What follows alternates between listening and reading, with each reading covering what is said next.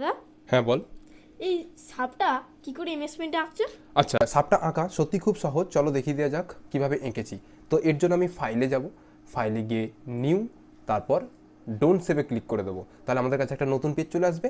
এরপর শেপের আন্ডারে ক্লাউডে যাব, এই যে ক্লাউড শেপটা নিয়ে নেবো, ক্লাউড শেপটা নিয়ে এইভাবে আমরা ড্র করে নেবো। ক্লাউড শেপটা ড্র করার পর ইরেজার নেব, ইরেজার দিয়ে এই যে নিচের দিকটাকে মুছে দেবো, এমনভাবে মুছবো যেন কালার না বেরিয়ে যায়।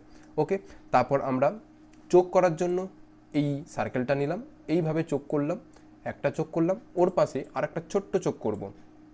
তারপর সিলেক্টে যাব, সিলেক্টে ক্লিক করলাম, ছোট চোখটাকে সিলেক্ট করলাম, নিয়ে এই চোখটার আন্ডারে এটাকে বসিয়ে দিলাম।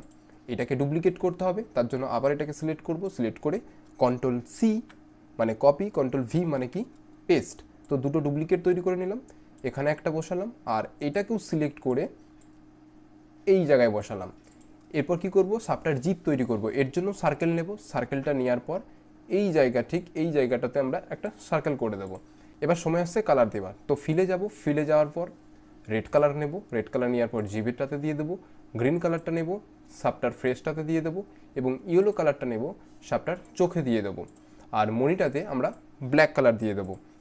এরপর কিছু করার নেই, আপনারা শুধু সিলেক্টে যাবে, সিলেক্টে যাওয়ার পর এই পুরোটাকে একসঙ্গে সিলেক্ট করলাম এবং কিবোর্ডে শিফট কিটাকে প্রেস করব আর এটাকে মুভ করব, এই হয়ে গেল সব। Thank you.